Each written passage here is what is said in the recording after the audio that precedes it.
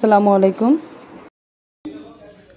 আমি আছি রাবেয়া খাতুন, প্রভাষক, ইসলামের ইতিহাস ও সংস্কৃতি বিভাগ। আমি আজকে আলোচনা করব সতীদাহ প্রথা নিয়ে। তোমাদের প্রশ্ন হয়ে থাকে যে সতীদাহ প্রথা বলতে কী বুঝো, ব্যাখ্যা করো। তাহলে চলো আমরা সতীদাহ প্রথা কী সেই বিষয়ে ব্যাখ্যা করি। প্রাচীনকাল থেকে ভারতবর্ষে যে সকল প্রথা প্রচলিত ছিল তার মধ্যে একটি জঘন্যতম প্রথা হলো সতীদাহ প্রথা। এই প্রথা হচ্ছে হিন্দু বিধবা নারীদের স্বামীর চিতায় আত্মাহুতি দেওয়ার মাধ্যমে সহমরণের প্রথা। অর্থাৎ স্বামী মারা গেলে জীবন্ত স্ত্রীকে স্বামীর চিতায় দাহ করার যে প্রথা ছিল সেটাই হলো সতীদাহ প্রথা।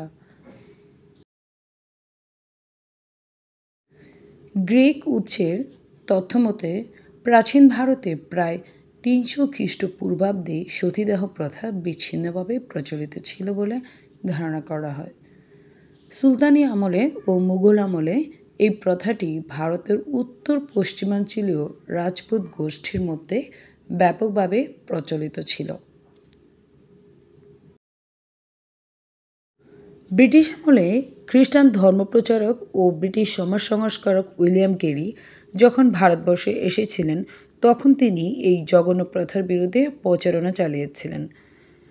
পরবর্তীতে ভারতের সমাজ সংস্কারক রাজা রামমোহন রায়ের উদ্যোগে ভারতের British governor general Lord William Bentinck এর নেতৃত্বে বঙ্গীয় সতীদাহ প্রবিধান 1829 প্রণয়ন করা হয়, যে আইনে হিন্দু বিধবাদেরকে জীবন্ত পুড়িয়ে মারার প্রথাকে ফৌজদারি অপরাধ অর্থাৎ শাস্তিযোগ্য অপরাধ বলে ঘোষণা করা হয়। তাহলে আমরা বলতে পারি যে ভারতবর্ষ থেকে রাজা রামমোহন রায়ের উদ্যোগে 1829 খ্রিস্টাব্দে সতীদাহ প্রথার উচ্ছেদ হয়েছে। সবাইকে অসংখ্য ধন্যবাদ ধৈর্য সহকারে ভিডিওটি দেখার জন্য।